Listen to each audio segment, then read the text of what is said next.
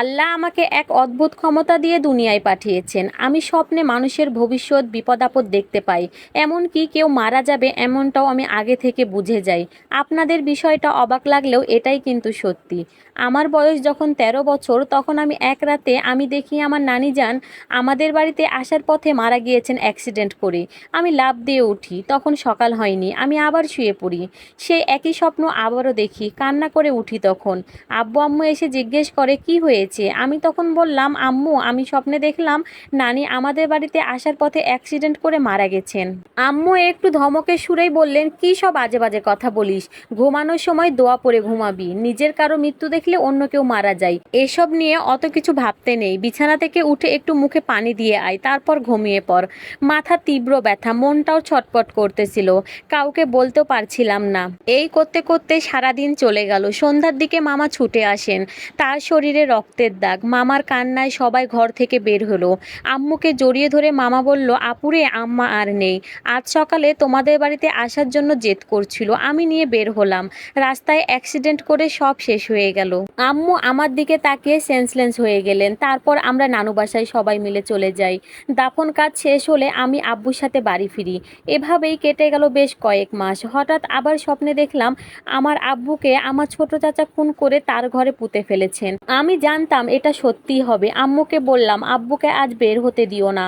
আম্মু বুঝতে পারলেন কিছু একটা ঘটবে। আমার আম্মু সারাদিন আমার আব্বুকে নানান বাহানায় আটকে রাখলেও রাতে তার এক বন্ধু আসায় যেতে দিলেন। আম্মু আমাকে জিজ্ঞেস করলেন, কেন তোর আব্বুকে বাইরে যেতে নিষেধ করলি? আমি বললাম, কেন আব্বুকে যেতে দিলা তুমি? স্বপ্নে দেখেছি ছোট চাচা আব্বুকে মেরে ফেলেছে। আম্মু কাঁদতে লাগলেন। এদিকে রাত গভীর হচ্ছে, কিন্তু আব্বু বাসায় ফিরছেন না। আমি আল্লাহকে ডাকতে থাকি। সকাল হয়ে গেল, আব্বু আর ফেরেননি। তারপরের দিন পুরো গ্রামে খোঁজ পড়ে, পুলিশের কাছে যান বড় চাচা, কিন্তু আব্বু কোথায় আছে আমি জানি। পুলিশ আসার পরে আমি বলি, আপনারা ছোট চাচার ঘর তল্লাশি করেন, আব্বুর লাশ তার পেছনের ঘরে মাটি খুঁড়লেই পাবেন। পুলিশ জিজ্ঞেস করলো, তুমি জানলে কিভাবে? আমি বললাম, আমি জানি। সত্যি সত্যি ছোট চাচার ঘরে আব্বুর লাশ পাওয়া গেল। বাড়ি জুড়ে শোকের ছায়া। আমি পাথর হয়ে গেলাম। আম্মুও কাঁদতে কাঁদতে পাগল প্রায়। ছোট চাচাকে পুলিশ ধরে নিয়ে যায়। আম্মু কেমন পাগলের মতো হয়ে গেলেন। জীবনে তারপর আসছিল বড় পরিবর্তন। আমি ভাবতেও পারিনি জীবন কতটা জটিল হবে। এভাবে কাটতে থাকে দিনগুলো। তারপর বেশ কয়েক বছর কোনো স্বপ্ন দেখিনি। যখন আমার বয়স 17 বছর তখন আমার এক বিয়ের প্রস্তাব আসে, কিন্তু আমার আম্মু রাজি ছিলেন না। অনেক দিন পরে আবার সেই স্বপ্ন দেখি। স্বপ্নে দেখি এক অজানা পুরুষ বাঁচার জন্য ব্যাকুল হয়ে সবার কাছে সাহায্য চাইছে। কে যেন সাপ দিয়ে চারপাশে বন্দি করে রেখেছে। আমি স্পষ্ট দেখলাম তার চোখে কি অদ্ভুত মায়া। কিন্তু কে সে পুরুষ?